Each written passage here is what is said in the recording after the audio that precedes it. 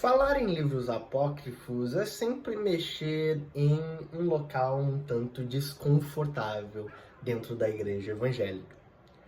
A percepção geral é de que, bem, a Bíblia de verdade, os textos que realmente importam, estão aqui. E aquilo que a Igreja Católica coloca no seu cânon, aquilo que a Igreja Oriental coloca no seu cânon, aquilo ali é uma perversão da palavra de Deus. Bem, é claro que enquanto formação dogmática, nós somos levados a concluir de que existem aqueles livros que são inspirados, que vão servir de base para o conhecimento doutrinário, que vão servir de base para a vida eclesiástica, que vão servir de base para a vida de cada cristão. Entretanto, essa percepção dos apócrifos como uma coisa necessariamente demoníaca e que adentra as Bíblias tentando manipular, distorcer, corroer as verdades eternas, é um tanto quanto rasa demais. E não é apenas raso demais, olhando numa perspectiva talvez crítica, progressista, não fundamentalista. A verdade é que até mesmo igrejas profundamente conservadoras, como é o caso das igrejas luteranas confessionais, têm um tratar um tanto diferente com esses textos ditos apócrifos. Você pode se surpreender ao perceber o luteranismo mundial, não apenas as igrejas um pouco mais progressistas, um pouco mais críticas, mas as igrejas conservadoras, confessionais, que fazem uso completo do livro de Concórdia e possuem, nas Bíblias que utilizam em suas comunidades, textos apócrifos. Isso evidentemente não é muito comum aqui no Brasil. Aqui no Brasil, esse tipo de coisa cai sempre naquela vala comum de isto é coisa de católico, me tire daqui, isso daqui não é permitido, você passou da linha. Nos Estados Unidos a coisa se repete, mas tem um tom diferente. A mesma editora que publica a Bíblia Luterana de Estudos também publica um texto à parte, contendo apenas os livros apócrifos. E bem, o seu consumo, a sua pesquisa, a sua visitação são igualmente instigadas pelas lideranças.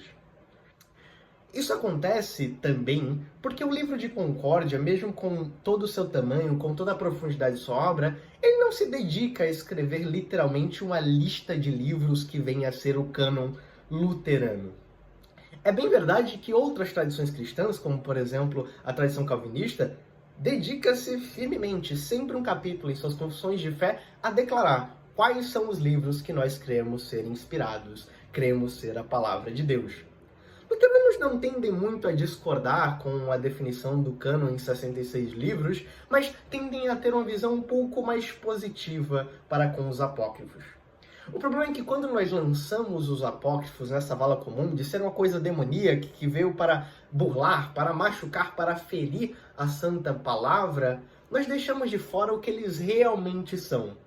Os livros apócrifos eles foram escritos num período muito interessante para a nossa pesquisa.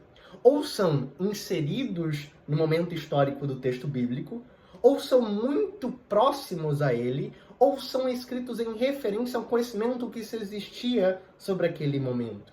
Ou seja, se tratarmos apenas como documento histórico, já temos aqui uma fonte, se não primária, secundária, valiosíssima para a nossa compreensão dos textos que são ditos canônicos.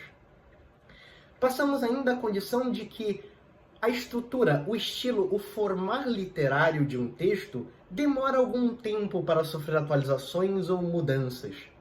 E que esses textos, muitas vezes, são escritos no mesmo formato literário, numa mesma estrutura que os textos canônicos. Isso é interessante porque quando nós partimos para a linguística, para tentar entender a zona mais gramatical, mais literária do texto, aí está uma importante fonte para abastecer ainda mais as características daquilo que nós estamos lendo. Isso em especial modo acontece com o Apocalipse. Há pouquíssima literatura apocalíptica na Bíblia.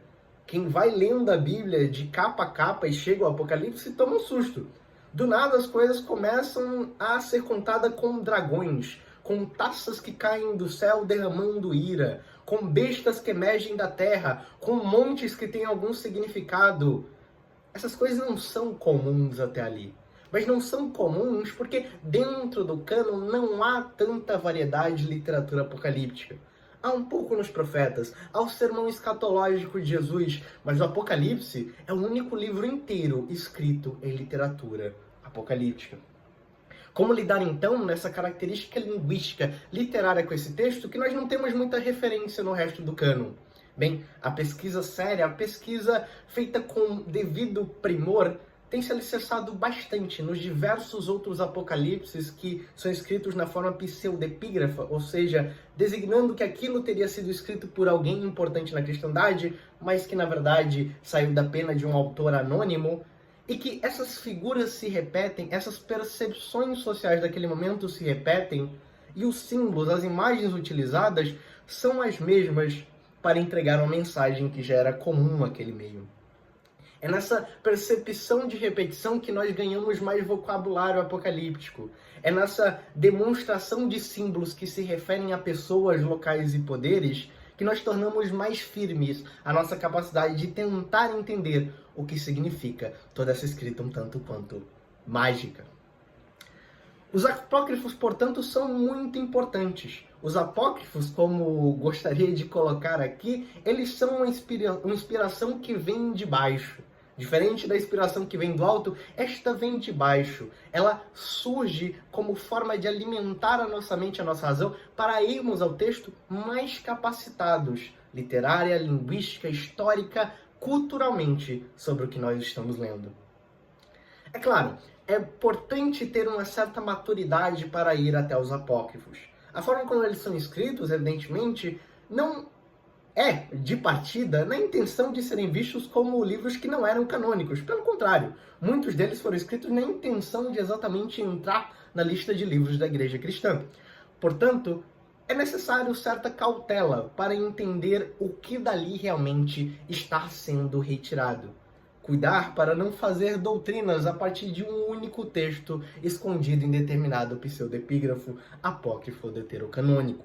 Mas é bem verdade. Precisamos abandonar essa espécie de demonização dos textos apócrifos. Aliás, isso é bem imaturo. É um texto num papel, ele não vai te machucar. Você consegue lidar com isso numa boa.